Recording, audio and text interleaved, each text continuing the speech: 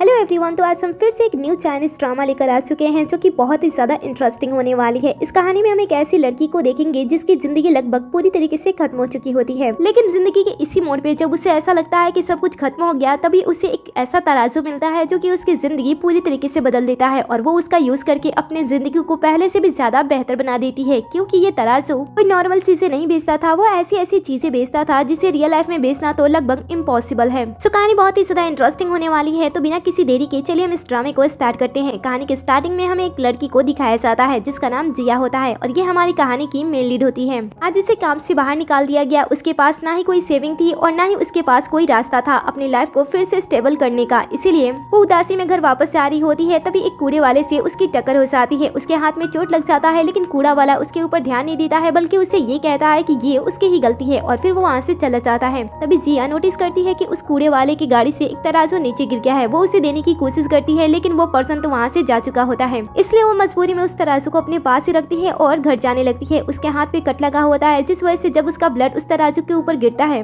तभी अचानक से सिंपल से दिखने वाला तराजू एक्टिव होने लगता है और इसके पावर जो होते हैं वो अचानक से इसके पास आने लगते हैं। फिर ये तराजू जिया से बात करने लगता है और अपनी खूबियों के बारे में उसे बताने लगता है। पहले तो जिया को इस तराजू की बातों पे भरोसा ही नहीं होता है। उसे ऐसा लगता है कि कोई उसके साथ प्रैंक कर रहा है, लेकिन जब वो तराजू उसके बारे में बताने लगता है कि वो तुला राशि की है, इसीलिए वो इस मैजिकल तराजू को एक्टिव कर पाई है और साथ ही इसकी मास्टर बन पाई है। तराजू की बातें सुनकर जिया एक पल के लिए उसकी बातों पे भरोसा कर लेती है और कहती है कि बताओ, मैं तुम्हारा यूज करके कैसे चीजें बेच सकती हूँ। ये सुनकर तराजू कहता है कि तुम मेरा यूज करके वो सारी चीजें भी बेच सकती हो जो कि दुनिया में बेचना नामुमकिन है, like beauty, brain power, luck, health, wealth, like ऐसी चीजें भी आप बेच सकते हो, लेकिन आपको संतुलित करना होगा, मतलब कि दोनों चीजें बराबर होनी चाहिए। तराजू की बातें सुनते हुए जिया सोचती है कि चलो एक बार इसे ट्राई कर ही लेते हैं, देख लेते हैं कि ये मुझे फ्रॉड बना रही है या फिर सच में इसमें कोई खास बात है। ऐसा कहते हुए उसे कहती है कि ठीक है, मेरी किस्मत बहुत ही ज्यादा खराब है आजकल, इसलिए मैं चाहती हूँ कि मेरी बदकिस्मती तुम ले लो और बदले में मुझे पैसे दे दो। तराजू कहता है कि ऐसे वो घाटे की सौदे तो नहीं करती है, लेकिन वो उसकी मालकिन है तो उसके लिए वो कुछ भी कर सकती है। ऐसा कहते हुए उसकी बदकिस्मती ले लेती है और बदले में उसे काफी सारा पैसा दे देती है। पैसा देकर तो जिया खुश हो जाती है। उसे विश्वास हो जाता है कि उसके हाथ में तो अब जैकपॉट लग गया है। कुछ दूर जब वो आगे बढ़ती है तो वो एक लेडी को रोते हुए किसी को फोन पे बातें करते हुए सुनती है। जब वो पास जाकर उनसे पूछती है तब उसे पता चलता है कि लेडी का बेटा है जिनकी रिसेंटली में हार्ट सर्जरी कराना है, जिसके लिए उन्हें $50,000 की जरूरत है। उन्होंने अपने सारे रिलेटिव से पहले ही मदद मांग लिया है, लेकिन कोई भी इतना सारा पैसा देने के लिए रेडी नहीं हो रहा है। ये सुनकर जिया उसे कहती है कि मैं आपको पैसे दे सकती हूँ, लेकिन बदले में आप मुझे क्या दे सकती हो। ये सुनकर बूढ़ी लेडी उसे कहती है कि तुम जो चाहे ले सकती हो, मेरी जान भी ले सकती हो। ये सुनकर जिया कहती है कि नहीं, मुझे आपकी जान नहीं चाहिए, कि उतनी जिंदगी चाहिए जितनी बनती है। ऐसा कहते हुए वो उसके सामने तराजू रख देती है। एक साइड वो $50,000 की गड्डी रख देती है और दूसरी साइड वो रेत घड़ी रख देती है और उस रेत घड़ी पे आंटी को उनका हाथ रखने के लिए कहती है। जैसे वो करती है, आदान प्रदान प्रक्रिया स्टार्ट हो जाती है और देखते ही देखते वो जो रेत की घड़ी होती है वो धीरे धीरे आंटी की जिंदगी अपने अंदर सोखने लगती है। 10 साल की जिंदगी सोखने के बाद वो रुक जाती है और वो तराजू बैलेंस हो जाती है। फिर जिया उन लेडी को उनके पैसे दे देती है और वो लेडी अपने पैसे लेकर वहाँ से अपनी बेटी की सर्जरी के लिए चली जाती है। जिया पहली बार आदान प्रदान करने के बाद सोचती है कि उसके हाथ तो काफी अच्छी चीज लग गई है, इससे वो लोगों की मदद भी कर सकती है और साथ ही पैसा भी कमा सकती है। फिर वो अपनी 10 साल की जिंदगी लेकर सीधा हॉस्पिटल पहुँचती है, क्योंकि उसे पता होता है कि जिंदगी की असली कीमत तो यहाँ पे रहने वाले लोग ही समझ सकते हैं। वो पास से गुजर रही होती है, तभी वो एक VIP पर्सन को देखती है जिसे कैंसर हो गया था और उसके पास मुश्किल से सिर्फ और सिर्फ 3 महीने ही बचे थे। वो एक बड़े से रेस्टोरेंट का मालिक होता है जिसकी संपत्ति मिलियंस में थी, लेकिन अभी भी उनके लाइफ में कुछ गोल्स थे जिन्हें वो पूरा करना चाहते थे। जिया उनकी बातें सुनती है और उनके रूम में चली जाती है और उनसे डायरेक्टली कह देती है कि अगर वो चाहते हैं तो वो उन्हें 10 साल की जिंदगी दे सकती है, लेकिन बदले में उन्हें अच्छी कीमत चुकानी होगी। पहले तो जब बूढ़े पर्सन ये बातें सुनते हैं तो वो उसके ऊपर गुस्सा करने लगते हैं, क्योंकि उन्हें ऐसा लगता है कि शायद ये लड़की उनके साथ फ्रॉड करने के लिए आई है। तब जिया उन्हें समझाने की कोशिश करती है, लेकिन नर्स भी उसे फ्रॉड समझ लेती है और कहती है कि तुम्हें शर्म नहीं आती है कि हॉस्पिटल में आकर ऐसी बातें कर रही हो। लेकिन जिया फिर भी अपनी बात पे अड़ी रहती है। उसके कॉन्फिडेंस को देखकर बूढ़ा एक बार ट्राई करने के लिए मान जाता है और कहता है कि ठीक है, अगर तुम मेरी जिंदगी बढ़ा देती हो तो मैं अपनी आधी संपत्ति मैं तुम्हें दे दूंगा। ये सुनकर जिया सोचती है कि इनकी तो संपत्ति 10 मिलियन की है, अगर मैं इनकी जान बचाती हूँ तो मुझे 5 मिलियन मिल जाएंगे, ये अच्छा सौदा है। ऐसा सोचते हुए वो उनके पास जाती है और उसी रेत की घड़ी को वापस से निकालती है जिसके अंदर 10 साल की जिंदगी थी। वो उस बूढ़े के सामने करती है और उसकी जिंदगी धीरे धीरे बूढ़े के अंदर समाने लगती है। ये देखकर वो मन ही मन खुश हो रही होती है और कहती है कि मैं बहुत ही जल्द अमीर होने वाली हूँ। थोड़ी ही देर के अंदर रेत वाली घड़ी के अंदर जो 10 साल की जिंदगी होती है वो बूढ़े के अंदर ट्रांसफर हो जाती है। थोड़ी ही देर के अंदर बूढ़ा बेड से उठ खड़ा हो जाता है। मिस्टर ली जो कि कैंसर की वजह से पिछले कई सालों से इतने ज्यादा कमजोर हो चुके थे कि वो व्हील चेयर से उठ भी नहीं सकते थे, खड़े होने की तो दूर की बात है। इसलिए जब वो अपने पैरों पे खड़े होते हैं तब वो काफी ज्यादा खुश होते हैं। नर्स ये देखकर तुरंत डॉक्टर को बुलाने के लिए चली जाती है। डॉक्टर वापस आते हैं और मिस्टर ली की जाँच करते हैं। जाँच करने पे वो उन्हें बताते हैं कि वो तो पूरी तरीके से ठीक हो चुके हैं। उनके कैंसर के जो सेल है वो काफी तेजी से घट रहे हैं। इस कंडीशन में तो वो 10 साल तक जिंदा रह सकते हैं। ये सुनकर बूढ़ा इंसान बहुत ही ज्यादा खुश होता है। फिर डॉक्टर के चले जाने के बाद मिस्टर ली तुरंत अपने असिस्टेंट के पास कॉल करते हैं और जिया के अकाउंट को देते हुए उस पे 5 मिलियन ट्रांसफर करने के लिए कह देते हैं। थोड़ी ही देर के अंदर जिया के अकाउंट में 5 मिलियन आ जाते हैं। पैसे मिलने के बाद वो खुश हो जाती है और सोचती है कि अब तो वो अमीर बनकर रहेगी। फिर वो वहाँ से चली जाती है। पैसे मिलने के बाद वो अपने लिए एक शॉप ओपन करती है जिसका नाम वो ऑल थिंग एक्सचेंज रखती है और अपने ग्राहक का इंतजार करने लगती है। थोड़ी ही देर के अंदर मिस्टर ली अपने साथ एक लड़की को लेकर आते हैं जिसका नाम सा होता है। उसकी किस्मत बहुत ही ज्यादा अच्छी होती है जिस वजह से उसे कम मेहनत करने पे ज्यादा प्रॉफिट हो जाता है। लेकिन हाल फिलहाल में उसने अपने गांव में एक स्टार्टअप कंपनी ओपन की होती है जिसमें उसे बहुत ही बड़ा लॉस हो जाता है। उसके पास किस्मत तो होती है लेकिन उसके पास पैसे नहीं होते हैं जिस वजह से उसका काम बीच में ही रुक जाता है और कंपनी खतरे में आ जाती है। जिस वजह से वो पैसों के लिए जिया के पास आता है और उससे 10 लाख युआन मांगता है। जिया उससे कहती है कि ठीक है वो पैसे दे देगी लेकिन बदले में उसे भी कुछ चाहिए होगा। तो वो बिना कुछ सोचे समझे अपनी अच्छी किस्मत एक्सचेंज करने की बात करता है। ये सुनकर जिया उसे समझाती है कि अगर तुम अपनी अच्छी किस्मत मुझसे बेचते हो तो तुम्हें काफी प्रॉब्लम झेलनी पड़ सकती है। जहाँ पे लोग कम काम करेंगे वहाँ पे तुम्हें दुगना काम करना पड़ जाएगा। ये सुनकर वो उसे कहता है कि इसमें उसे अपनी कंपनी को बचाना है जिसके लिए वो कुछ भी कर सकता है। ये सुनकर वो कहती है कि ठीक है। फिर वो उसके हाथ में एक डाइस रख देती है और फिर वो उसे मुट्ठी बंद करने के लिए कहती है और फिर वो मैजिकल तराजू उसके सामने रख देती है। धीरे धीरे वो मैजिकल तराजू अपना काम करता है और इसकी किस्मत को सोखते हुए उस डाइस के अंदर रख देता है। थोड़ी ही देर के अंदर वो डाइस, ये सिंपल सा डाइस एक गोल्डन डाइस में बदल जाता है। इसके बाद वो तराजू की एक साइड उस डाइस को रखती है और दूसरी साइड वो पैसे चेक करने लगती है कि इसकी किस्मत के बदले उसे कितना सारा पैसा मिलना चाहिए। जब तराजू बैलेंस होता है तब पता चलता है कि साव की किस्मत के बदले उसे लगभग 11 लाख पैसे मिल जाते हैं। पैसे मिलने के बाद वो वहाँ से जाने लगता है लेकिन जिया उसे रोकती है और कहती है कि अभी अभी तुमने अपनी किस्मत बेच दी है इसलिए ध्यान से रास्ते पे चलना।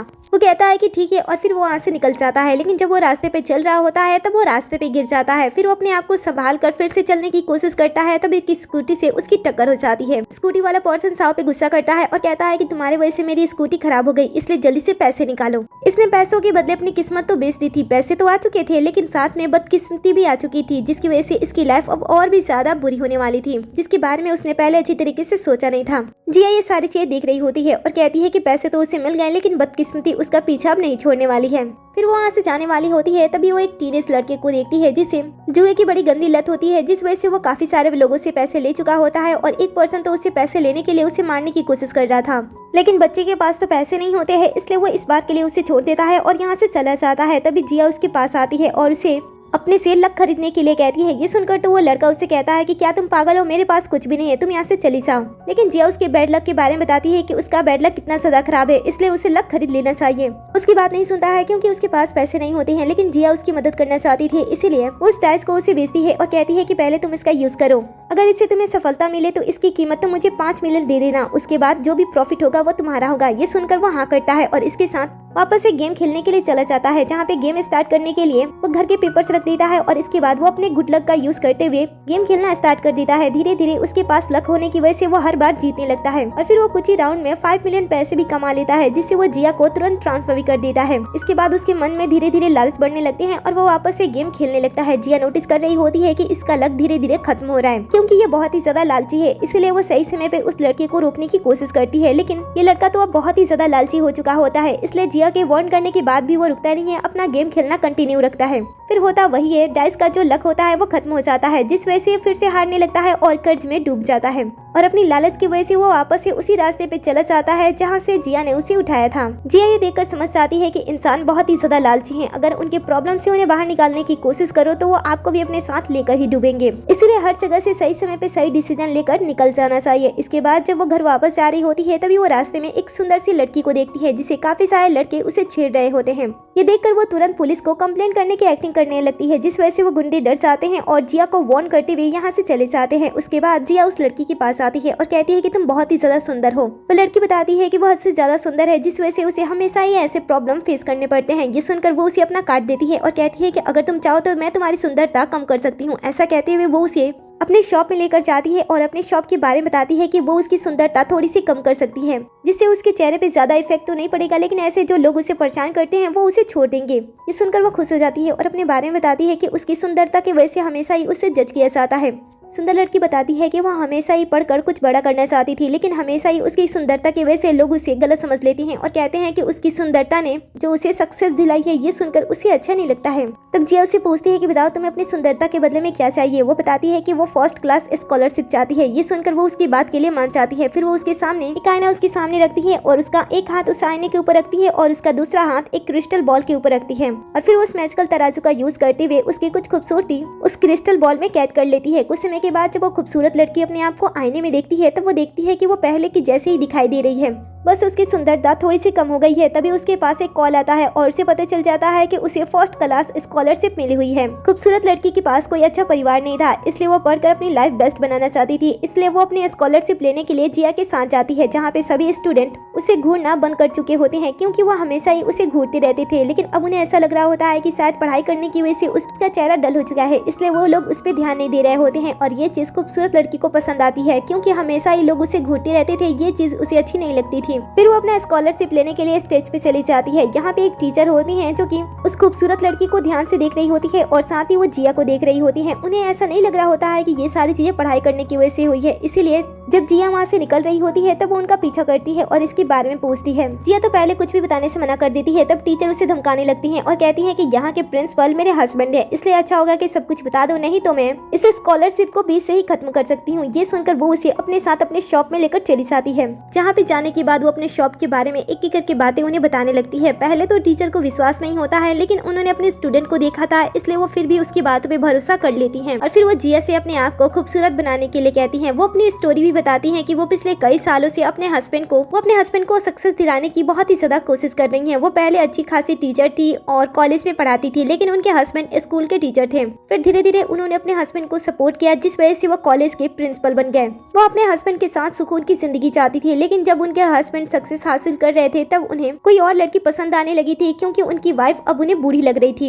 इसलिए वो चाहती हैं कि वो फिर से खूबसूरत हो जाए। ये सुनकर वो उन्हें कहती है कि ठीक है, लेकिन आप बदले में मुझे क्या दे सकती हो। तब टीचर उन्हें अपनी खूबसूरती बढ़ाने के लिए 10 मिलियन देने का वादा करती है। ये देखकर वो मान जाती है। वो तुरंत चेक को फाइनल करती हैं और उसके बाद फिर वो जिया के बताए गए डायरेक्शन को फॉलो करती हैं। पहले वो कांच के शीशे पे अपना एक हाथ रखती हैं और दूसरा हाथ उस क्रिस्टल बॉल पे रखती हैं। इसके बाद वो मैजिकल तरह से अपना काम करना स्टार्ट कर देती है और थोड़ी ही देर के अंदर टीचर को वो वापस से यंग बना देती है। ये देखकर वो काफी खुश होती हैं और तुरंत अपनी कुछ पिक्चर्स क्लिक करती हैं और उसे सोशल मीडिया पे अपलोड कर देती हैं। थोड़ी ही देर में उनके हस्बैंड का कॉल आ जाता है। ये देखकर वो जिया के पास आती हैं और कहती हैं कि मेरे हस्बैंड से पिछले 1 महीने से बात नहीं हो रही थी, लेकिन फोटो अपलोड करने के तुरंत बाद ही वो मुझे कॉल कर रहे हैं। अगर वो मेरे चेहरे के बारे में पूछेंगे तो मैं उन्हें क्या बताऊंगी। ये सुनकर वो उनसे कहती है, आप कह देना कि आप अपनी डाइट का ख्याल रख रहे हो, अपना ख्याल रख रहे हो, जिस वजह से आप खूबसूरत हो गए हो। ये सुनकर वो अपने हस्बैंड के कॉल को रिसीव करती हैं, जहाँ पे उनके हस्बैंड उन्हें एक रेस्टोरेंट में बुलाते हैं और साथ में टाइम स्पेंड करने की बात करते हैं। टीचर तो ये सुनकर बहुत ही ज्यादा खुश होती हैं और उसके बाद वो जिया का थैंक्स कहते हुए यहाँ से चली जाती हैं।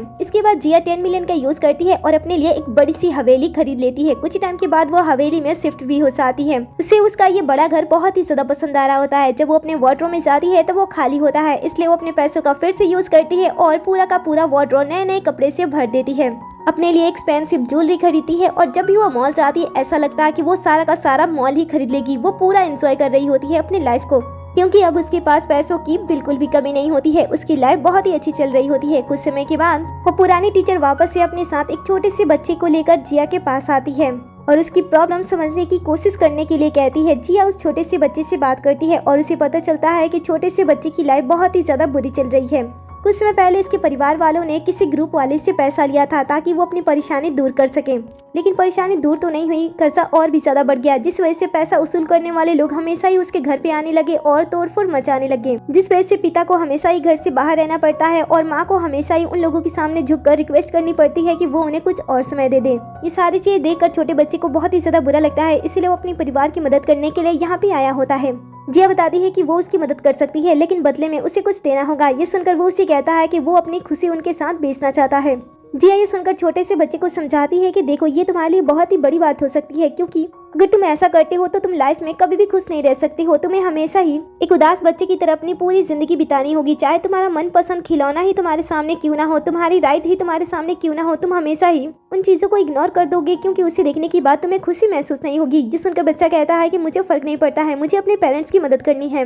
जिया इसकी परेशानी को देखती है और फिर इसकी मदद करने का फैसला करती है। वो उसके हाथ में एक कैंडी रखती है और उसके बाद वो जादुई तराजू का यूज करते हुए उसकी खुशी उस कैंडी के अंदर खींच लेती है। बाद में वो छोटे से बच्चे को एक कार्ड देती है जिसके अंदर पैसा होता है। वो उसे कार्ड के नंबर भी बता देती है और इसके बाद टीचर उस बच्चे को अपने साथ घर पे लेकर चली जाती है। इसके बाद वो बच्चा अपने पेरेंट्स की मदद तो उन पैसों से कर देता है लेकिन उसे कहीं पे भी खुशी नहीं मिलती है। यहाँ तक कि जब वो पार्क में होता है और सभी बच्चों को झूलते हुए देखता है तब भी उसे खुशी नहीं होती है। जिया उसे देखती है और उसके हाल पे उसे अकेला छोड़कर वहाँ से आगे बढ़ती है। तभी उसे एक बड़ा सा लड़का दिखाई देता है। जिया छुपकर उस लड़के की बात सुनने लगती है। पता चलता है कि ये लड़का खुद का कोई बिजनेस करना चाहता था लेकिन इसके फैमिली वाले उसे सपोर्ट नहीं करते हैं। उस लड़के को हम ऐसा लगता है कि उसके फैमिली वाले उसे पसंद नहीं करते हैं और जो कुछ भी उसे पसंद होता है वो उसे छीन लेते हैं।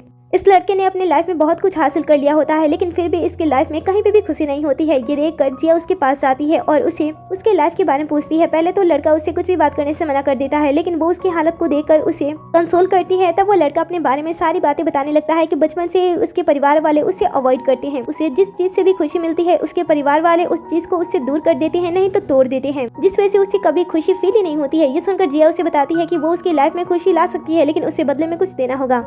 लड़का बताता है कि उसकी लाइफ में किसी भी चीज की कोई भी कमी नहीं है सिवाय खुशी के, इसलिए वो कोई भी कीमत देने को तैयार है। जिया उसके सामने कैंडी रखती है और कहती है कि इसे खाने के बाद तुम्हारी लाइफ में खुशी आ जाएगी, लेकिन लड़का उसके बात पे भरोसा नहीं करता है। तब जिया खुद से ही उसके मुंह में वो कैंडी डाल देती है। जैसे वो उसे खाता है वो अचानक से खुश हो जाता है। उसे अपने पेरेंट्स के साथ बिताए गए हर एक अच्छे मोमेंट उसे याद आने लगते हैं और उसे पता चल जाता है कि उसके पेरेंट्स उसके लिए बुरे नहीं थे बल्कि वो तो उसका अच्छा ख्याल रख रहे थे। ये सुनकर वो जिया को थैंक्स बोलता है। जिया कहती है कि मुझे तुम्हारा थैंक्स नहीं चाहिए, मुझे मेरे पैसे चाहिए। ये सुनकर वो उसे 20 मिलियन ट्रांसफर कर देता है। जिया तो इतने सारे पैसे देकर बहुत ही ज्यादा खुश हो जाती है और अपने लिए अब वो एक एक्सपेंसिव कार खरीद लेती है। वो कार से कहीं पे जा रही होती है तभी वो एक पर्सन को देखती है। ये पर्सन अभी अभी अपनी सजा पूरी करके बाहर निकल रहा होता है। तभी ऑफिसर उसे जाने से पहले समझाते हैं कि आइंदा वो किसी भी रियल चीज का डुप्लीकेट बनाकर उसे मार्केट में ना बेचे, नहीं तो आइंदा उसकी सजा दुगनी हो जाएगी। दरअसल इस पर्सन के पास बचपन से ऐसी खूबी थी कि वो किसी भी बेकार चीज को बेहतर बना सकता था, साथ ही वो किसी भी महंगी चीज का आसानी से डुप्लीकेट भी बना देता था, जिस वजह से उसे पुलिस वालों ने पकड़ लिया था। आज वो अपनी सजा पूरी करके यहाँ से बाहर निकल रहा होता है तभी जिया की नजर उस पर पड़ती है। वो उसे बात करने के लिए उसे अपने पास बुलाती है और उसके हुनर को उसे बेचने के लिए कहती है। पहले तो पर्सन को ऐसा लगता है कि शायद ये लेडी पागल हो चुकी है, लेकिन जब वो अपना कार्ड देती है उसे पैसों के बारे में बुलाती है और कहती है कि तुम मेरे शॉप पे आकर चेक कर सकते हो। तो पर्सन सोचता है कि चलो एक बार ट्राई कर ही लेते हैं, इसमें क्या ही बिगड़ जाएगा। और फिर वो उसके साथ उसके शॉप पे चला जाता है जहाँ पे जिया अपने शॉप के बारे में उससे बताने लगती है और साथ ही वो उसके हुनर के बारे में भी पूछने लगती है कि उसने ये सारी चीजें कैसे सीखी। पर्सन बताता है कि बचपन से उसने ये सारी चीजें पर्सनली किसी के पास जाकर सीखी नहीं है बल्कि वो देख कर ये सीख गया है। लेकिन अब वो ऐसी वैसी कोई भी काम नहीं करना चाहता है। वो सिंपल सी अपनी लाइफ स्पेंड करना चाहता है और अपने लिए अपनी मेहनत से एक सुपर मार्केट ओपन करना चाहता है। जिया कहती है कि ये तो बहुत ही अच्छी बात है लेकिन इसमें तुम्हारे पास पैसे तो बिल्कुल भी नहीं होंगे, इसलिए मैं चाहती हूँ कि तुम अपने हुनर को मुझसे बेच दो। बाद में वो अपने ऑफर के बारे में उसे डिटेल से समझाने लगती है कि वो उसके हुनर को क्यों खरीदना चाहती है और वहाँ पे वो किस तरीके का बिजनेस करती है। वो पर्सन उसकी बातें ध्यान से सुनता है और एक बार गहराई से वो इन सारी चीजों के बारे में सोचता है। वो कहता है कि उसके हुनर की वजह से उसे कभी भी प्रॉफिट नहीं हुआ। वो पैसे तो कमा लेता था लेकिन बार बार वो प्रॉब्लम में फंस जाता था, इसलिए अच्छा होगा कि पैसों के बदले वो अपने हुनर को बेच दे और अपने लिए एक सुपर मार्केट खरीद ले जहाँ पे वो अपनी शांति से जिंदगी बिताएगा। सब कुछ सोच विचार करने के बाद वो पर्सन अपने हुनर को जिया के साथ बेचने के लिए मान जाता है। जिया उसके बाद उसके हाथ में एक स्क्रू ड्राइवर देती है और उस जादुई तराजू का यूज करते हुए उसके हुनर को उसके अंदर सोख लेती है। इसके बाद वो उसके मुताबिक उसके पैसे भी दे देती है जो कि 10 लाख रुपए बनते हैं। पैसे मिलने के बाद वो पर्सन बहुत ही ज्यादा खुश होता है और वहाँ से चला जाता है। लेकिन अगले ही दिन वो अपने साथ एक और नए पर्सन को लेकर वहाँ पे पहुँच जाता है। इस पर्सन के पास एक एंटिक शॉप थी और ये दूसरे पर्सन के हुनर के जैसा ही काम करता था, मतलब दोनों के हुनर एक दूसरे से काफी हद तक मिलते जुलते थे, लेकिन दूसरे पर्सन का जो हुनर था वो उतना बेहतर नहीं था, जिस वजह से ये अपने शॉप में काफी ज्यादा नुकसान झेल रहा था। और जैसे ही उसके दोस्त ने इस शॉप के बारे में बताया वो तुरंत यहाँ पे चला आया ताकि वो अपने दोस्त के हुनर को खरीद सके।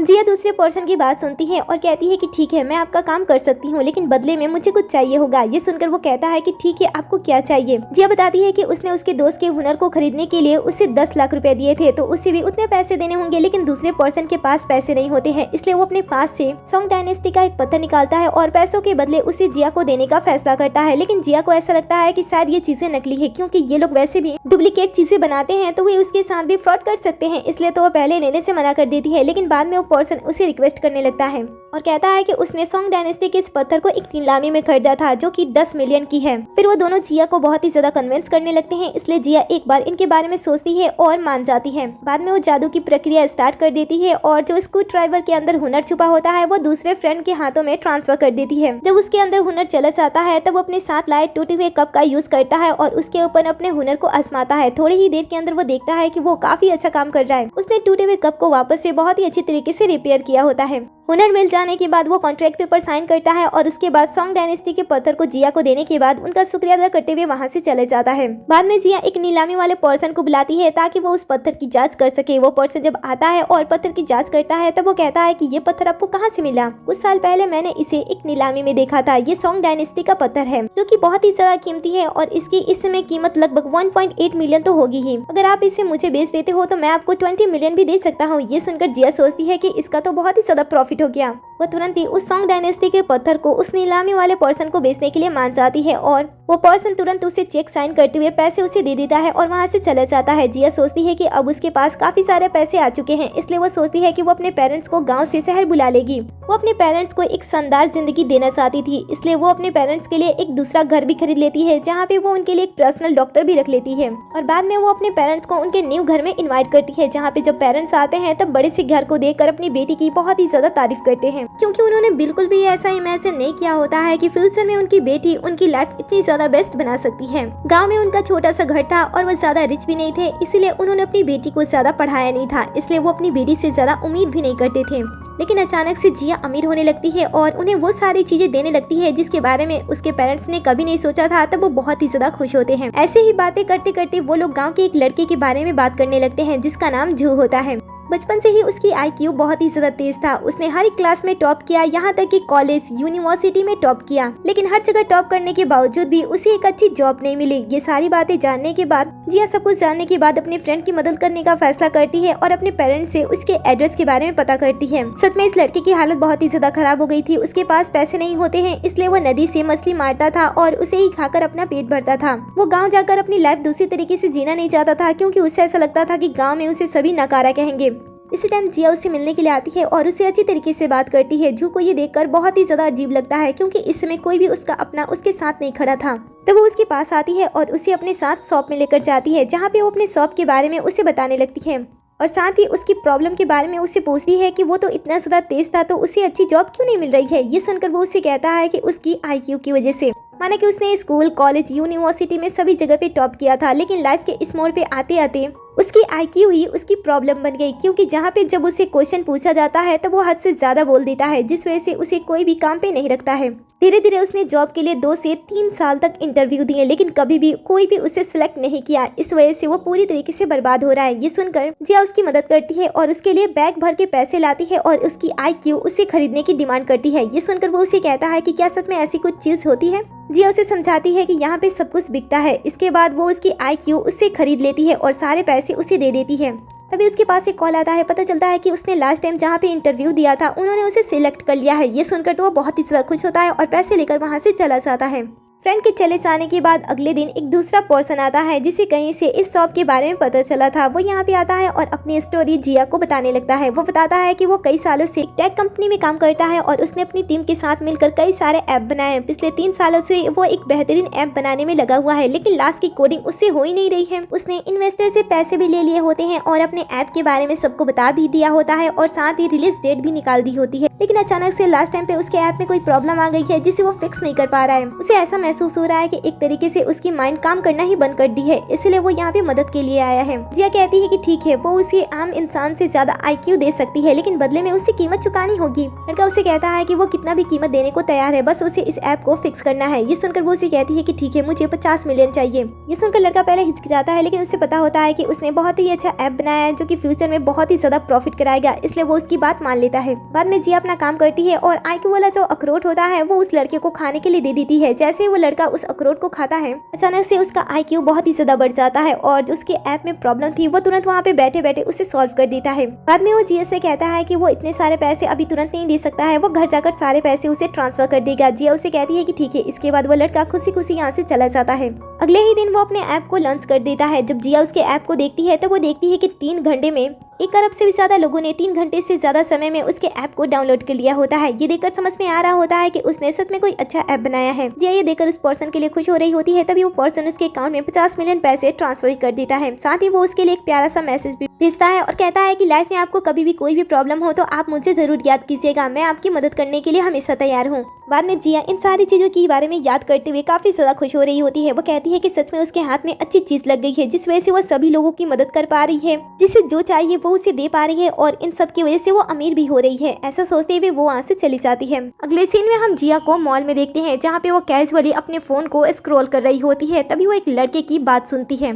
ये लड़का एक स्टूडेंट होता है जो कि पढ़ाई करता है और उसे बास्केटबॉल खेलना बहुत ही ज्यादा पसंद होता है, लेकिन इस समय उसके घर की हालत बहुत ही ज्यादा खराब होती है। इस समय उसे अपनी कॉलेज की फीस जमा करना था, साथ ही घर का खर्च था और उसे फुटबॉल में भी पैसे जमा करने थे। इन सारी चीजों से तंग होकर वो सोचता है कि वो फुटबॉल खेलना बंद कर देगा, जिस वजह से उसे कुछ पैसे तो बच जाएंगे। लेकिन बाद में वो सोचता है कि इससे प्रॉब्लम खत्म नहीं होगा, क्योंकि उसे घर खर्च के लिए भी पैसे चाहिए और स्कूल के पैसे देने के लिए भी पैसे चाहिए। वो इन सारी चीजों को सोचते हुए कैजुअली ऐसी ही बातें करता है कि अगर उसे पैसे मिल लेना तो वो अपनी हाइट भी बेच सकता है। जिया उसकी बात सुन लेती है और तुरंत उसके पास जाती है और कहती है कि तुमने अभी भी कहा कि तुम अपनी हाइट बेचना चाहती हो, मैं उसे खरीदना चाहती हूँ, मैं तुम्हें पैसे दे सकती हूँ। लड़का कहता है कि तुम कोई फ्रॉड हो, देखो मेरा इस समय दिमाग बहुत ही ज्यादा खराब है, इसलिए अच्छा होगा कि तुम यहाँ से चली जाओ। जिया कहती है कि नहीं, वो कोई फ्रॉड नहीं है और इसके बाद वो अपना कार्ड उसे देती है और साथ ही अपने शॉप के बारे में उसे समझाने लगती है। बाकियों की तरह इस लड़के को भी जिया की बातों पे भरोसा नहीं होता है, इसलिए जिया उसे अपने साथ अपने शॉप में लेकर जाती है, जहाँ पे उसे लाने के बाद वो अपने शॉप के बारे में बताने लगती है कि यहाँ पे किसी भी चीज को खरीदा और बेचा जा सकता है। इसके बाद वो उसे बताती है कि मैं तुम्हारे 10 सेंटीमीटर हाइट को तुमसे खरीदूंगी और पैसा ये तराजू बताएगा तुम्हें कितना मिलेगा, लेकिन मैं तुम्हें ये भी बताती हूँ कि बाद में तुम इन सारी चीजों को वापस से खरीद नहीं सकते हो। ये सुनकर वो उसे कहता है कि ठीक है। इसके बाद वो उसकी 10 सेंटीमीटर की हाइट उससे ले लेती है और उसके टोटल पैसे 2 मिलियन होते हैं, जो कि वो तुरंत उसे ट्रांसफर कर देती है और साथ ही एक कॉन्ट्रैक्ट पेपर पे भी उसे साइन करा देती है, ताकि आगे कोई भी चीज हो तो वो उस कॉन्ट्रैक्ट पेपर को दिखा सके। इसके बाद वो लड़का बहुत ही ज्यादा खुश होता है और उसको थैंक्स बोलता है। लड़की कहती है कि उसे थैंक्स बोलने की कोई जरूरत नहीं है, आगे लाइफ में अगर कोई भी उसके फ्रेंड को ऐसी कोई प्रॉब्लम है तो वो उसके पास बस भेज दे।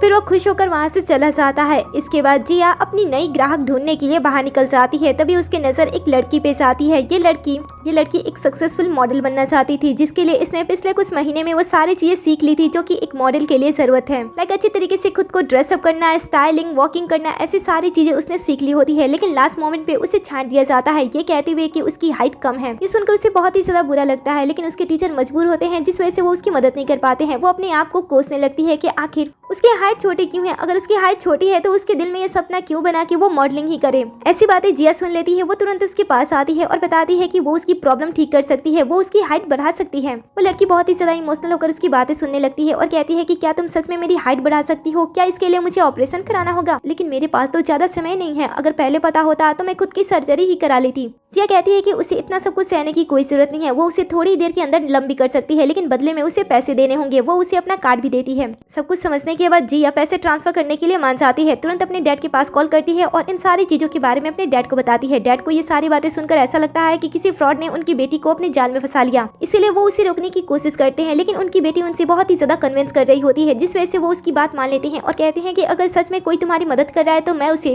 अपनी कंपनी के 10% शेयर नहीं बल्कि 20% शेयर उसके पास ट्रांसफर कर दूंगा। ये सुनकर वो खुश हो जाती है। उसके डैड उसे कहते हैं कि वो उसे मिलने के लिए तुरंत आ रहे हैं, तब तक वो वेट करें। लेकिन इस लड़की से वेट नहीं होता है। वो तुरंत जिया के पास आती है और कहती है कि उसके डैड मान चुके हैं और वो पैसे लेकर आ रहे हैं, तब तक वो उसकी हेल्प कर दे। जिया कहती है कि ठीक है। उसके बाद वो उसकी हाइट का मेजर उसके सामने लेती है और उसके बाद वो मेजर वाले मशीन को उसके हाथ में रख देती है और इसके बाद वो उसकी आंखें बंद करने के लिए कहती है। थोड़ी ही देर के अंदर उस मेजर मशीन के अंदर जो हाइट होती है वो इस लड़की के अंदर ट्रांसफर हो जाती है और देखते ही देखते ये लड़की पहले से ज्यादा बड़ी हो चुकी होती है। अपनी हाइट को देखकर वो बहुत ही ज्यादा खुश होती है और तभी यहाँ पे उसके डैड भी आ जाते हैं। डैड भी जब अपनी बेटी को देखते हैं तो वो उसके लिए बहुत ही ज्यादा खुश होते हैं। बाद में वो जिया से मिलते हैं, उसका शुक्रिया अदा करते हैं और तुरंत उसके सामने कॉन्ट्रैक्ट पेपर रख देती हैं जिसमें उनके 20% शेयर होते हैं। जिया उन सभी पेपर को देखती है और उस पे साइन कर लेती है। बाद में वहाँ से जाने लगती है, तब वो लोग उसे घर छोड़ने की बात करते हैं, लेकिन वो तो अपनी अमीरी को एंजॉय करना चाहती थी, इसलिए खुद से अकेले जाने लगती है क्योंकि जो शेयर होते हैं वो 50 मिलियन उसकी कीमत होती है। बाद में वो एक बड़ी सी कंपनी में जाती है। ये कंपनी बहुत ही ज्यादा बड़ी होती है जो कि पर्सनल डॉक्टर, हाउसकीपर और नैनी जैसी लोगों को सप्लाई करते थे, वो भी बड़े बड़े घरों में। जिया यहाँ पे आने के बाद यहाँ से बॉस से बात करती है और कहती है कि उसे 20 हाउसकीपर और 10 पर्सनल डॉक्टर चाहिए। ये सुनकर तो बॉस हैरानी से उसकी तरफ देखता है और कहता है कि क्या आप कोई हॉस्पिटल ओपन कर रही हो जो कि आपको इतना सारा स्टाफ चाहिए। जिया बताती है कि उसे ये सारी चीजें उसके पेरेंट्स के लिए चाहिए क्योंकि उसने हाल फिलहाल में अपने पेरेंट्स के लिए एक बहुत ही बड़ा घर खरीदा है जिसे साफ करने में बहुत ही ज्यादा टाइम लगता है, इसलिए उसे 20 हाउसकीपर चाहिए और 24/7 उसके पेरेंट्स पे ध्यान देने के लिए 10 डॉक्टर चाहिए। जिया की बातें सुनकर डॉक्टर को ऐसा लगता है कि शायद ये लड़की ऐसे ही फेंक रही है, इसके पास उतने पैसे नहीं होंगे, इसलिए वो पैसों की बातें बताने लगता है। वो कहता है कि अगर आप इतने स्टाफ हमारे यहाँ से लेते हो तो आपको हर साल ही आपको 3.60 मिलियन पैसे ट्रांसफर करने होंगे, इसलिए मैं जानना चाहता हूँ कि आप क्या काम करती हो। ये सुनकर जिया बताती है कि उसका एक शॉप है ऑल थिंग एक्सचेंज नाम का और वो अपने एक कस्टमर से ही इससे अधिक पैसे कमा लेती है। मालिक को जिया के काम के बारे में या फिर उसके बारे में कुछ भी पता नहीं होता है, लेकिन स्टाफ को इसके बारे में पता होता है, इसलिए वो उसे बताने लगती है। ये सुनकर बॉस को एक ख्याल आता है। वो तुरंत अपने स्टाफ को कमरे से बाहर निकाल देता है और दरवाजे को लॉक करने के लिए कहता है। इसके बाद वो जिया से पर्सनल बात करने लगता है और कहता है कि क्या आप सच में हर चीज को बेच और खरीद सकते हो, मुझे भी कोई चीज बेचनी है। ये सुनकर वो उसे कहती है कि ठीक है। इसके बाद वो दोनों उसके शॉप पे चले जाते हैं जहाँ पे बॉस अपने प्रॉब्लम के बारे में बताने लगता है कि उसकी बॉडी से पीच कलर की महक निकलती है जो कि लड़कियों की परफ्यूम की तरह होती है और ज्यादा से ज्यादा लोग उसकी तरफ अट्रैक्ट होने लगते हैं, जिस वजह से वो कई सारे प्रॉब्लम में फंस जाता है। और सबसे बड़ी प्रॉब्लम ये है कि उसकी वाइफ उसके ऊपर शक करती है और शक इतना ज्यादा धीरे धीरे बढ़ गया है कि उसकी वाइफ ने हाल फिलहाल में डाइवोर्स की बात भी छेड़ दी थी। अब जो बॉस होता है वो अपनी वाइफ से बहुत ही ज्यादा प्यार करता था और इन सारी चीजों की वजह से उनकी लाइफ में प्रॉब्लम आ रही थी, इसलिए वो इस चीज को बेचने की कोशिश करता है कि ज्यादा से ज्यादा लोग उससे अट्रैक्ट ना हो। ये सुनकर वो कहती है कि ठीक है। इसके बाद वो एक बाउल के अंदर उसकी खूबसूरती और जो लोग उसके तरफ अट्रैक्ट होते हैं वो इन सभी चीजों को उसके अंदर खींच लेती है और इसके बाद वो पैसे की तुलना करती है तब उसे पता चलता है कि 50,000 युआन इसके बनते हैं। इसके बाद वो उसे 50,000 युआन भी ट्रांसफर कर देती है। बॉस ये सब कुछ देखकर बहुत ही ज्यादा इंप्रेस होता है। वो तुरंत अपनी वाइफ से बात करता है और उसकी वाइफ उससे मिलने की बात करती है। वो इससे बहुत ही ज्यादा खुश होता है। वो जिया से कहता है कि आपने मेरी बहुत ही बड़ी प्रॉब्लम सॉल्व कर दी है, इस वजह से मैं आपको 1 साल के लिए फ्री सर्विस देता हूँ और साथ ही आपको 20% ऑफ भी दूंगा। इससे जिया के तो डबल फायदे हो जाते हैं। इसके बाद वो अपने पेरेंट्स के लिए वो सारी चीजें कर लेती है जो कुछ भी उसने सोच रखा था। डॉक्टर और हाउसकीपर का इंतजाम होने के बाद जिया सोचती है कि अब उसका सारा का सारा ध्यान उसके काम पे होगा क्योंकि अब उसे अपने पेरेंट्स की चिंता करने की कोई जरूरत नहीं है। तभी वो एक फोन में लाइव स्ट्रीमिंग ज्वाइन करती है जहाँ पे वो एक सेलिब्रिटी को देखती है। पहले उसके लाइव में काफी सारे लोग आया करते थे, लेकिन हाल फिलहाल में उससे लोग दूर भाग रहे होते हैं। ये देखकर वो उसकी मदद करने का फैसला करती है और उसे मैसेज करते हुए अपने शॉप पे बुलाती है। अगले ही दिन वो सेलिब्रिटी जिया से मिलने के लिए उसके शॉप पे जाती है। पहले तो ऐसा लगता है कि ये कोई फ्रॉड है, इसलिए वो यहाँ से जाने लगती है, लेकिन जिया उसे समझाती है और अपनी बातों पे उसे यकीन दिलाने की कोशिश करती है। सेलिब्रिटी कहती है कि ठीक है, मैं तुम्हारी बातें सुन लेती हूँ, वैसे भी मैं इतनी दूर चलकर आई थी। फिर जिया उसे अपने शॉप के बारे में बताने लगती है और जैसे सेलिब्रिटी को उसकी बातों पे भरोसा होता है वो उसके साथ तुरंत सौदा करने के लिए मान जाती है और कहती है कि वापस से अगर मेरी लाइफ में बहुत सारे लोग आने लगेंगे तो मैं तुम्हें 20 मिलियन दे सकती हूँ। ये सुनकर जिया अपनी प्रक्रिया स्टार्ट कर देती है और जो लास्ट टाइम उसने बॉस से उसका अट्रैक्शन, उसकी खूबसूरती उससे सोखा होता है वो इस लड़की के अंदर ट्रांसफर कर देती है। थोड़ी ही देर के अंदर जब लड़की अपनी लाइव स्ट्रीमिंग ऑन करती है तब वो देखती है कि सच में थोड़ी ही देर के अंदर उसके लाइव में 1000 से भी ज्यादा लोग आ जाते हैं और देखते ही देखते 1 लाख लोग उसके लाइव में ज्वाइन हो जाते हैं। फिर थोड़ी ही देर के अंदर उसके लाइव में पहली बार 1 मिलियन लोग ज्वाइन हो जाते हैं। ये देखकर तो वो बहुत ही ज्यादा खुश होती है। बाद में वो अपनी लाइव स्ट्रीमिंग बंद करती है और जिया का दिल से शुक्रिया अदा करती है। साथ ही वो उसके बारे में दूसरों को भी बताने की बात करती है और फिर वो वहाँ से चली जाती है। उसके जाने के बाद यहाँ पे एक ड्रंक पर्सन आता है जिसने बहुत ही ज्यादा पी रखी होती है और वो जिया से कहता है कि मैंने सुना है कि यहाँ पे तुम किसी भी चीज को बेचती हो और खरीदती हो, मैं भी यहाँ पे किसी चीज को बेचने के लिए आया हूँ। जिया कहती है कि ठीक है, लेकिन सबसे पहले अपनी वाइन की बोतल साइड में रखो क्योंकि मुझे वो पसंद नहीं है। और इसके बाद वो उसे बैठने के लिए कहती है। फिर वो उसकी लाइफ के बारे में पूछती है और कहती है कि तुम यहाँ पे क्या बेचने के लिए आए हो। ड्रंक पर्सन कहता है कि वो यहाँ पे अपनी शराब की लत बेचने के लिए आया है क्योंकि इस शराब ने उसकी पूरी जिंदगी बर्बाद कर दी है। शराब की लत लगने से पहले वो अपने काम पे अच्छा था और वो अपनी वाइफ और अपने बच्चे को एक सुकून भरी जिंदगी देता था। सभी साथ में बहुत ही ज्यादा खुश थे, लेकिन जैसे जैसे वो सक्सेसफुल होता गया उसके फ्रेंड सर्कल बढ़ते गए। उन्होंने उसे बार बार शराब पीने पे मजबूर किया किया। आगे मीटिंग और पार्टी में आपको किसी तरीके से ज्वाइन होना ही पड़ता था, लेकिन जब आप वहाँ पे ड्रिंक नहीं करते थे तब लोग आपको ऐसा समझते थे कि आप उनके साथ रहना नहीं चाहते हो। इस वजह से उसने पीना स्टार्ट कर दिया ताकि वो वहाँ पे ऑकवर्ड महसूस ना करे। धीरे धीरे उसकी शराब की लत बढ़ती गई और वो शराब में ही चूर हो गया। बाद में वो हद से ज्यादा ड्रिंक करने लगा, जिस वजह से वो ऑफिस के टेबल पे ही सोने लगा और इस वजह से उसे ऑफिस से बाहर निकाल दिया गया। घर की हालत भी कुछ ठीक नहीं थी। उसकी वाइफ हमेशा उसे ड्रंक हालत में देखकर उससे बोर हो गई और उसे घर से निकाल दिया। साथ ही उसे डाइवोर्स भी ले लिया और बच्चों को अपने साथ लेकर चली गई। इसके बाद जब कभी भी वो अपने बच्चों से मिलने के लिए स्कूल जाता तब उसके बच्चे उसे देखकर नजरअंदाज कर देते, जिस वजह से वो काफी ज्यादा दुखी हो जाता। और लास्ट टाइम जब वो इसी दुख में वापस लौट रहा था तब उसने गलती से एक बूढ़ी औरत को टक्कर मार दिया, जिस वजह से वो हॉस्पिटलाइज हो गई। उसके बच्चों ने उसे बहुत ही बुरी तरीके से पीटा और मुआवजे के तौर पर उससे पैसे मांगे। ड्रंक पर्सन बताता है कि उसके पास कुछ भी पैसे नहीं है क्योंकि उसने सभी पैसे ड्रिंक करके खत्म कर दिए हैं, लेकिन उसे उस लेडी के लिए पछतावा हो रहा है, जिस वजह से वो यहाँ पे अपनी शराब की लत बेचने के लिए आया ताकि वो उनकी मदद कर सके। जिया कहती है कि ठीक है। इसके बाद वो उसकी शराब की लत एक छोटी सी सुराही के अंदर खींच लेती है और उसे तौलने के बाद उसे 1 लाख युआन दे देती है, लेकिन ये पैसे बहुत ही ज्यादा कम होते हैं क्योंकि उसे मुआवजे के तौर पे काफी सारे पैसे देने थे। इस वजह से वो ड्रंक पर्सन भड़क उठता है और कहता है कि इतने पैसों में मैं उस बूढ़ी औरत की मदद नहीं कर सकता हूँ, मैं अब क्या करूँ, मुझे और पैसे चाहिए। लेकिन जिया उसे कुछ भी पैसे देने से मना कर देती है और कहती है कि जितना पैसा बन रहा था मैंने उतने पैसे दे दिए। ये सुनकर वो कहता है कि मैं एक और चीज बेचना चाहता हूँ, चाहे मैं ड्रिंक कितना भी क्यों ना कर लूँ, मुझे नशा नहीं होता है। मेरी पावर इतनी ज्यादा है कि जितने भी लोग ड्रंक हो जाते हैं उतने से मेरा गला भी नहीं भीगता है। तुम इस चीज को मुझसे खरीद सकती हो। ये सुनकर वो उसे कहती है कि ये तो तुम्हारे लिए खतरनाक साबित हो सकती है क्योंकि आइंदा शराब की गंध से भी तुम बेहोश हो सकती हो, क्योंकि वो तुम्हारे लिए अब खतरनाक हो जाएगी। लेकिन वो उसकी बातें नहीं सुनता है और कहता है कि मुझे इसे बेचना ही है। जिया कहती है कि ठीक है। फिर से वापस से उस छोटी सी सुराही को उसके हाथ में रखती है और उसकी उस पावर को भी उसके अंदर सोख लेती है। बाद में जब उसे तौलती है तब इसकी कीमत 10 मिलियन होती है। फिर वो टोटल पैसे उसे दे देती है। इतने सारे पैसे देकर तो वो पर्सन बहुत ही ज्यादा खुश होता है और कहता है कि तुमने मेरी बहुत ही ज्यादा मदद कर दी, इससे तो मैं उस बूढ़ी औरत का कर्ज भी चुका दूंगा और साथ में मैं वापस से अपने परिवार के साथ रहने की पूरी कोशिश करूंगा। फिर वो जिया का शुक्रिया अदा करता है और वहाँ से चला जाता है। इसके बाद जिया हमें एक पार्टी में दिखाई देती है। इस पार्टी में उस मॉडल के डैड ने उसे यहाँ पे इनवाइट किया होता है और वो एक शेफ से उसे यहाँ पे मिलवाते हैं। इस शेफ की एक प्रॉब्लम होती है। इसके बाद जिया उस शेफ से बात करने लगती है। तो शेफ बताता है कि उसकी करोड़ों की संपत्ति है। हाल फिलहाल में वो एक कॉन्ट्रैक्ट करना चाहता है, वो भी एक बड़े इंसान के साथ, लेकिन वो जो पर्सन है वो हमेशा ही उसी पर्सन के साथ कॉन्ट्रैक्ट साइन करता है जो पहले उसके साथ ड्रिंक करता है। लेकिन इस अरबपति की हालत ड्रिंक करने से बहुत ही ज्यादा खराब हो जाती है। चाहे वो किसी भी ड्रिंक का एक घूंट क्यों ना पी ले, उसे पीने के बाद उसे नॉन स्टॉप खून की उल्टी होने लगती है। इसलिए वो जिया से मदद मांगता है कि वो उसकी ऐसी मदद कर दे जिस वजह से वो ड्रिंक करना स्टार्ट कर दे ताकि वो कॉन्ट्रैक्ट उसके हाथ लग जाए। जिया उससे कहती है कि ठीक है, मैं आपकी मदद कर सकती हूँ। ये सुनकर तो वो पर्सन बहुत ही ज्यादा खुश हो जाता है और कहता है कि अगर तुम मेरी मदद करती हो तो मैं तुम्हें 200 मिलियन युआन दूंगा। ये देखकर वो खुश हो जाती है और छोटी सी सुराही को उन्हें दे देती है और उसे पकड़ने के लिए कहती है। पहले जब वो पर्सन पकड़ता है तब उससे कुछ अलग महसूस होता है। वो तुरंत उसके सामने एक ड्रिंक लेता है और देखता है कि उसे ड्रिंक पीने के बाद भी कुछ भी असर नहीं हो रहा है, इसलिए वो बहुत ही ज्यादा खुश होता है। वो उस सुराही को अपने हाथ में लेता है और उस पर्सन के पास जाता है जिसके साथ वो कॉन्ट्रैक्ट करना चाहता था। जैसा उसने पहले सोचा था, वो पर्सन उसके मिलने के साथ उसके साथ ड्रिंक करना स्टार्ट कर देता है। एक के बाद वो लोग कई सारे ड्रिंक पीते जाते हैं। जब दूसरे पर्सन को उसके साथ ड्रिंक करने में मजा आने लगता है तो वो उसके साथ कॉन्ट्रैक्ट की बात कर देता है, जो कि शेफ यही चाहता था। बाद में वो जिया के पास आता है और उसे 200 मिलियन ट्रांसफर कर देता है। जिया तो इतने सारे पैसे देकर बहुत ही ज्यादा खुश हो जाती है। रात में वो एक बड़ी सी शानदार पार्टी करती है जिसमें वो बहुत सारे पैसे उड़ाती है, बहुत सारा ड्रिंक करती है और बहुत ही ज्यादा एंजॉय करती है। लेकिन सुबह में उसकी हालत खराब हो जाती है ज्यादा ड्रिंक करने की वजह से।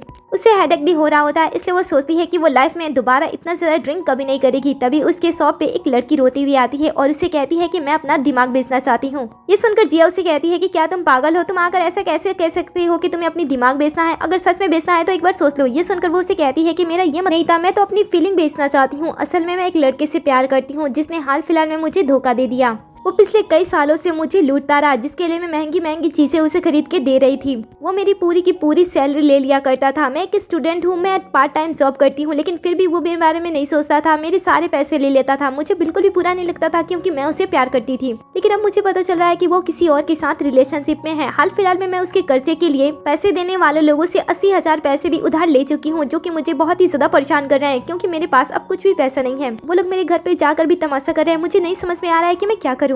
ये सुनकर जिया कहती है कि अच्छा, तुम अपनी प्यार की फीलिंग बेचना चाहती हो? तब वो कहती है कि हाँ, ऐसा ही है। जिया से समझाती है कि देखो, ये बहुत ही बड़ी बात है, आइंदा तुम किसी और से प्यार नहीं कर पाओगी। कहती है कि मुझे फर्क नहीं पड़ता है। इसके बाद वो उसकी फीलिंग बेचने के लिए मान जाती है। प्रक्रिया स्टार्ट होती है और इसकी जो प्यार की फीलिंग होती है वो एक टेस्टी सी डिश में बदल जाती है। बाद में तराजू से दोनों चीजों का माप लिया जाता है और पैसे इसके प्यार की फीलिंग के बदले 6 लाख रुपए बनते हैं। ये सुनकर वो सारे पैसे तुरंत उस लड़की को ट्रांसफर कर देती है। ये देखकर तो वो लड़की बहुत ही ज्यादा खुश होती है और कहती है कि अब मुझे बहुत ही ज्यादा अच्छा लग रहा है। एक तो वो कीड़ा मेरे दिमाग से निकल गया और ऊपर से उसके बदले मुझे इतने सारे पैसे भी मिल गए।